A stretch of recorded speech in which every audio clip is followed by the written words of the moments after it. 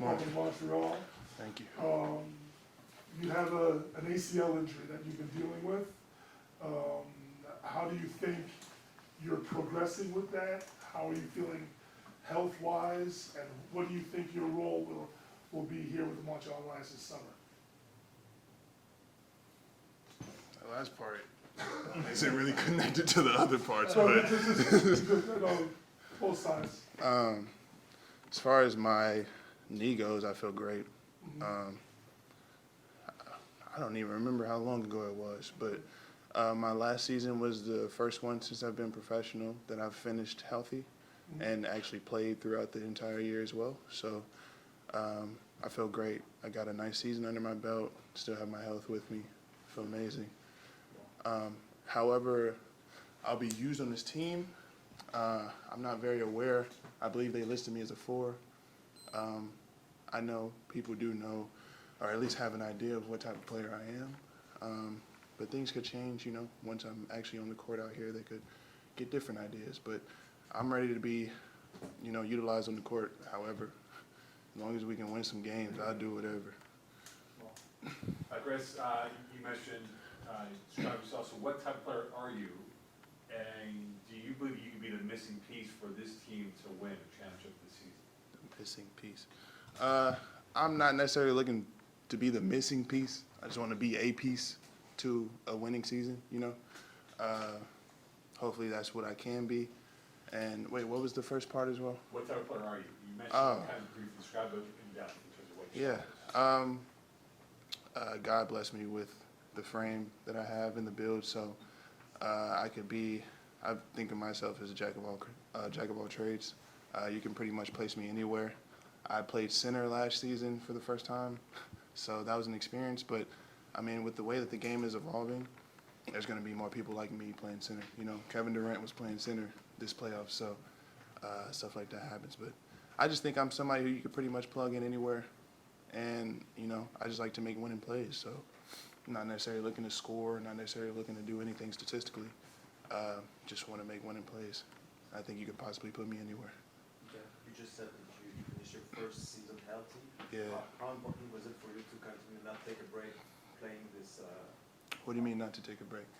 Playing this summer, continue playing, and not, I don't know. Oh, okay, gotcha. How important was it to continue on that? It was imperative in my mind, you know, something that I needed to do. Because when I got injured, it was back-to-back. I don't know if y'all were aware of that, but I tore my ACL twice. So I was out for a long time both times and kind of like lost my feel, you know, for the game. Watching and everything didn't really change. You know, I still felt like I saw myself in different spots, but once I was actually out there, it was like, wow, this feels weird, you know? So I feel like playing in this off season is definitely something that I needed just to better myself. I mean, you can always get better, so it'll help in that facet as well as keeping, you know, my touch and feel for the game there. Is it the mental focus also that you want to work on? What you mean by that? Well, having been off in the injury, and you said you did see yourself in the game, it's physical in the sense of skills, but also that mental aspect of the game. For sure, yeah. Playing helps with the mental as well. Watching the game, being around the game, all helps with the mental, and that's a hump that, you know, a lot of players do need to get over, and they may not know. You know, they just focus on the physical aspect. You know, but yeah, definitely staying with the game will definitely help me mentally for sure. Chris, what was the conversation like with Joel and him selling you the vision of the Lions for you to come play for this team? I didn't have to be sold. They told me they wanted me to come play here, and I guess I was sold at that. But having someone like Joel on a team like this lets me know that at least gives me an idea of what type of play style we'll have. Being that he's played with arguably the best player of our generation and won a championship with him, I know that he knows what he's talking about. And anything he'll tell me, I'm all ears. But honestly, being a part of an organization with somebody like Joel, somebody who's done things that I want to do, aspire to do, it's just a no-brainer to me, you know?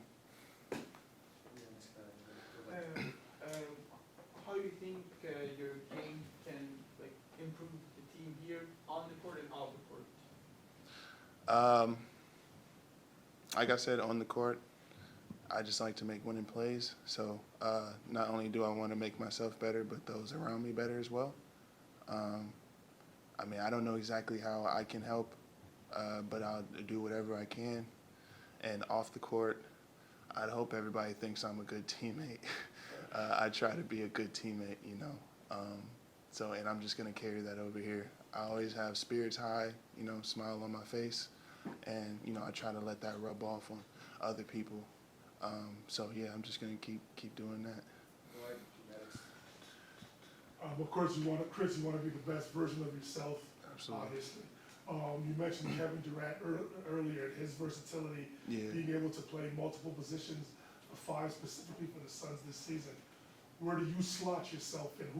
Who is your comparable, if you will, in terms of your skill set on both ends of the floor? Like you said, I'm not saying you're Kevin Durant, but what do you think your comparable is for us to understand your game?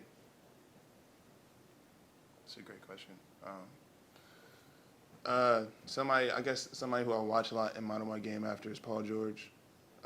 That's one of the, you know, when he came into the league, he established himself on the defensive end, and now we see, I think he's in double-digit years in the league now, right?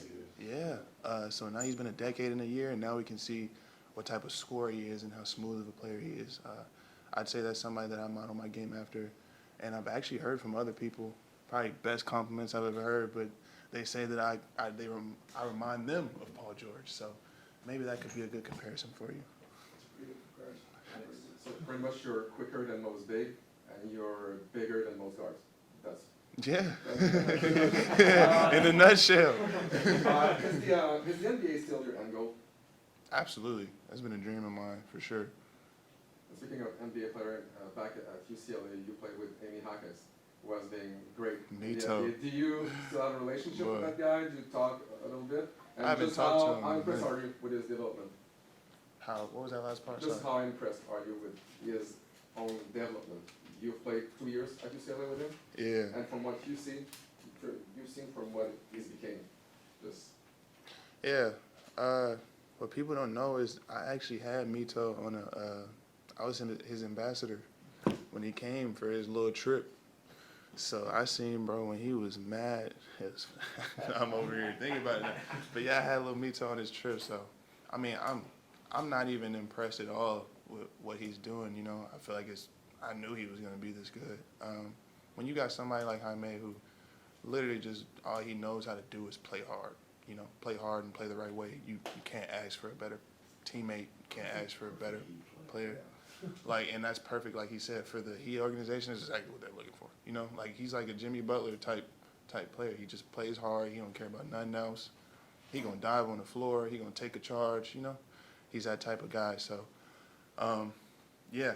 I mean, I love what I'm seeing for him. So happy for him. I haven't talked to him in a minute, but I'm not really trying to bug him. You know, they're obviously in the playoffs, so you know he's got a lot on his plate, and you know he's got his family on that. But yeah, I played 2 years with him. I mean, I saw him. I did text him the other day. I saw him shoot a fadeaway, and that was my shot in college. And I was trying to every practice. I was trying to be like, "Yo, Mito, just shoot a fade again." But he never did it. But now he's doing it. So I'm happy to see that. You know, part of his game starting to flourish, and he's feeling more comfortable out there. But yeah, love everything I'm seeing about that guy. Loved him since day one. Well, I guess this will be the last question. I don't know. All right, Chris, I'll ask the hardest question. Tight. How good is your UCLA A-clap? You know about the A clap, bro? Well, I know what they clap, man. How good is it? Are you rusty, or are we gonna be okay to do one during the season? During the season? Okay, yeah, I'm rusty, but I'll knock it off. I'll get you during the season.